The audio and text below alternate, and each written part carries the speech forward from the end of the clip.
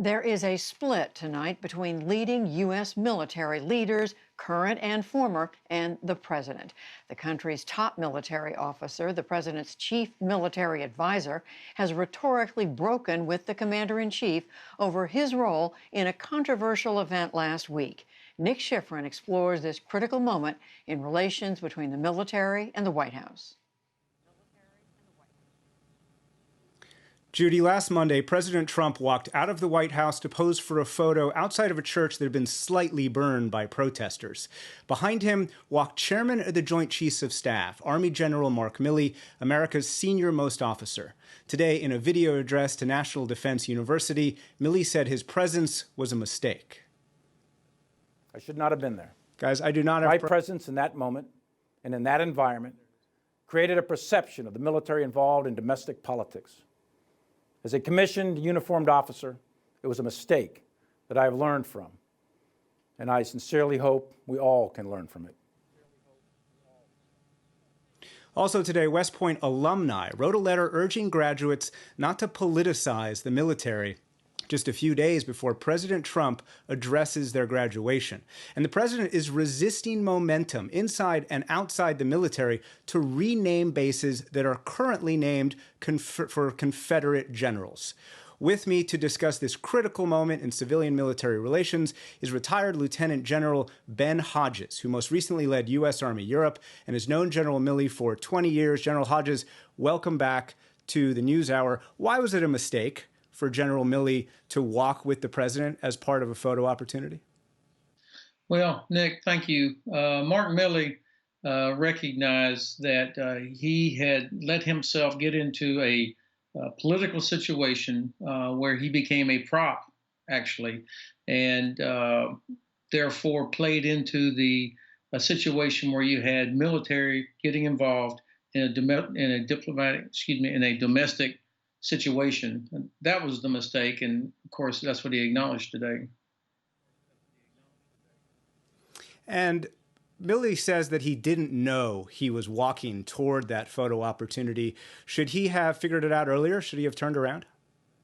Yeah, I think part of what General Milley acknowledged in his public apology today was that he, as a senior leader, knows that people are always watching him.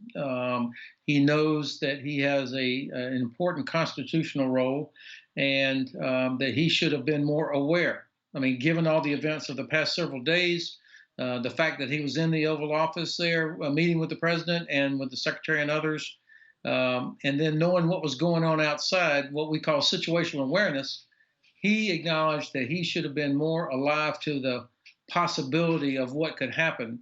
Same thing for being in the uniform. In hindsight, clearly the image of him being in that uniform sets a tone. Not intended, and that was what he apologized for. His mistake was that he should have been more aware of these kinds of things, and frankly recognized that in this sort of set of personalities that he would be used. And of course, part of this tension is that the president threatened to use active duty military troops to quell some of the protests, some of the violence in the United States. Why have so many military officials, Milley included, retired and active duty, resisted the idea of using active duty inside the United States? Because the idea of American soldiers being put in a position where they use violence against our fellow citizens is anathema to everything that we believe in, to what from the day we start off as brand new cadets or officers, you're trained to respect civilian authority and to protect our fellow citizens. That's the oath that we take. And so the idea that somehow soldiers would be put in a position, regular Army soldiers put in a position to use violence against our fellow citizens just is repulsive to all of us. And that's why you've seen so many people come out and say things. And generally, even retired generals and admirals, we prefer not to get involved in things like this that are political because of this tradition of apolitical military. But this was such an egregious situation, clearly not something calling for implementation of the Insurrection Act. The president had not made the case for that at all. And so I think because of the tradition of an apolitical military, that's why the words of people like General Mattis and Colin Powell and others have had such resonance. Let me give you some examples of forts whose names we all know. Fort Bragg, Fort Benning, Fort Polk, some of the most famous military installations in the country, all named after Confederate generals. Is the military and its leaders beginning to acknowledge that they need to do better when it comes to race?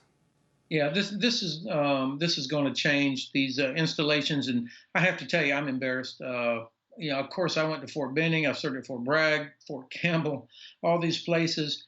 And while I often thought it was kind of unusual, I never thought deeply about it. And it was probably only about 3 years ago that I had sort of an epiphany that while it didn't seem like a big deal to me, it would be a big deal to others. And now I'm embarrassed that it took me so many years to realize that this makes no sense. I mean, the more I think about it, the more indefensible it seems. These are not traditions dating back to the Revolution.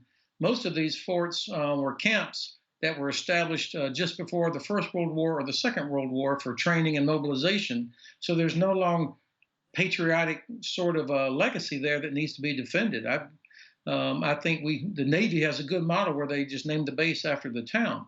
I would also recommend, though, I always believe in building something positive versus always tearing things down.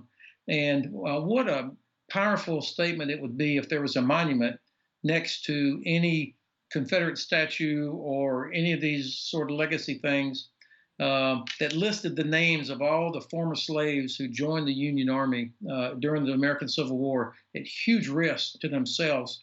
Thousands were killed. To have that monument there with those names next to an old legacy sort of statue, what a powerful statement that would be about the values that we really actually do believe in. Retired General Ben Hodges, thank you very much. Nick, thank you.